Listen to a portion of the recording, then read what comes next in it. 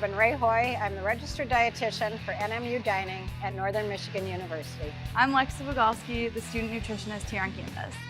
Over the last 10 years, we've seen a rise in the number of students with special dietary needs. Today, we're going to help train you and our staff on how to accommodate these students, identify allergens in their food, identify allergens in the ingredients using our foods, and to help these students make good food choices that keep them safe.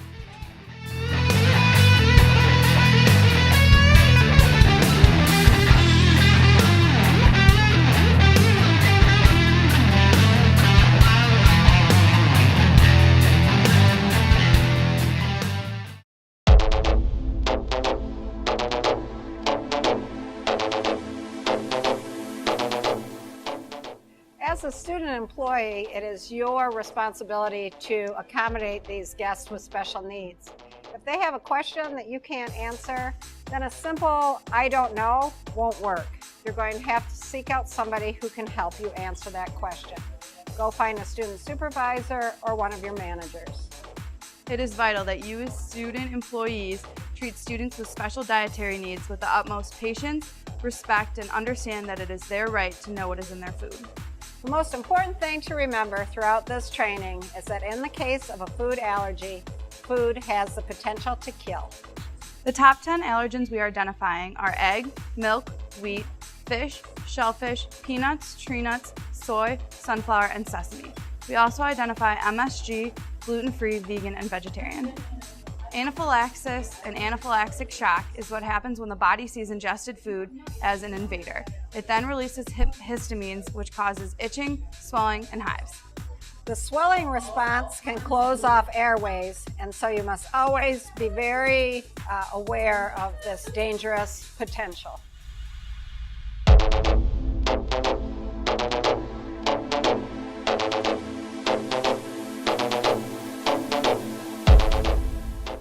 These symptoms can appear immediately or up to 2 hours after ingestion. Common things that you'll see in the case of a food allergy attack are redness of the face, hives, itching, swollen red patches over the entire body, shortness of breath, wheezing, heart palpitations, fear of impending doom.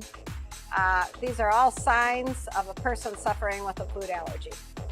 Microscopic amounts of food can cause an allergic reaction, meaning that eating cross-contaminated food, inhaling, or even just simply touching the food that one is allergic to can cause a reaction. The bottom line is that food allergens affect the body and its total body systems. So while a person can ingest a food allergen, their symptoms may change, and they may range from mild to severe and may increase in severity each time that individual is exposed to the food. At any level, the individual feels ill and could have the potential to be in a life-threatening situation. If you ever see someone having an anaphylactic reaction, yell for 911 immediately. If the person is very reactive, they will normally carry an EpiPen. Make sure you administer this immediately, as you will not harm them, but you can save their life.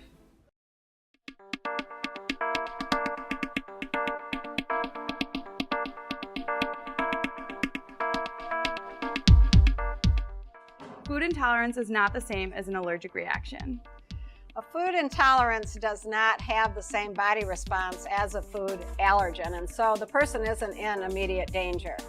But what happens is, at the level of the digestive system, the body is not able to digest fully the proteins in that food, and so this causes gastric distress, vomiting, discomfort.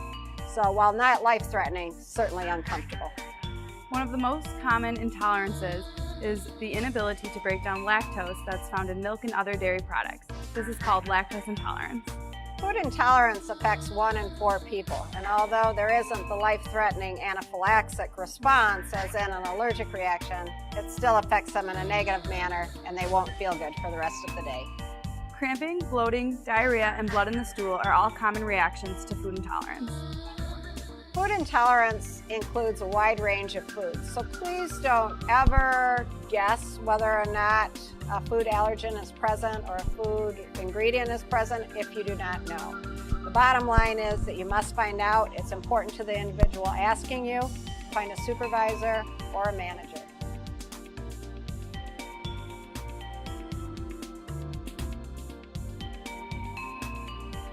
Celiac disease is another growing problem in our student body. Celiac disease is an autoimmune disease. It takes its effect on the small intestine and causes it to become inflamed. It also causes the villi on the small intestine to lie down flat, so it's unable to usher the nutrients from the digestive system into the bloodstream. A person affected by celiac disease cannot tolerate gluten, which is a protein found in wheat. Over time, this disease can lead to malnutrition by damaging the small intestine. If left untreated over a period of time, it can lead to diseases such as bone disease, anemia, cancer, nerve damage, and malnutrition. This disease is hereditary and can only be diagnosed with blood tests and a biopsy. A person with celiac disease must eliminate gluten or wheat entirely from the diet. Even microscopic particles can affect these people's health by ingesting or inhaling those foods. That's why we've set up gluten-free areas and allergen-free areas in the marketplace and the den in order to keep these students safe. That's also the reason why we're putting time and effort into training you so that you know how to handle these foods and keep these individuals safe.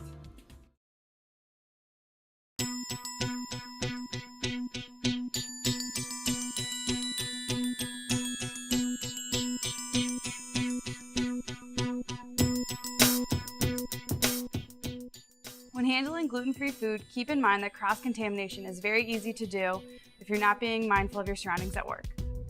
You can do your part to prevent cross-contamination by being mindful of the area that you're working in. And so something like the salad bar, be careful of where you place the salad dressings, because as the students take them, they slop over into other items and cross-contaminate. Same with the cheeses, they tend to scatter and cross-contaminate foods. Same with your utensils and tongs at the hot food line. Once you pick up food and it touches a bun or touches pasta, then it becomes cross-contaminated. So the first thing that you need to do is work with a clean area, clean cutting board, and a clean knife. Your hands have the potential to contaminate as well. Make sure you're washing them and wearing clean gloves. If a student expresses an allergen to you, make sure you change your gloves right away to ensure that they are clean and allergen-free. Please bear in mind that once a food becomes cross-contaminated, that it is not safe to serve to an allergen student and must be discarded.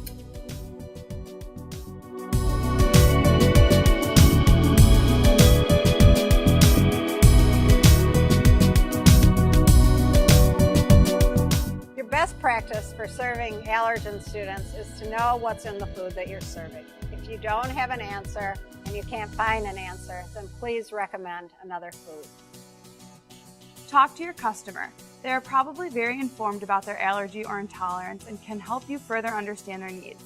They would also like to know that you are interested in helping them in the future. Wash your hands, change your gloves, and always work from a clean surface. Be very mindful of the utensils you are using. Clean allergen-free utensils, cutting boards, knives, and cookware are your first step to preventing cross-contamination. If you see a potential problem or even a solution, please notify your supervisor or manager. We all have to work together in order to provide our students with a safe environment, and we certainly need your help. Thank you for taking the time to educate yourself on the special dietary needs of your customers and fellow students.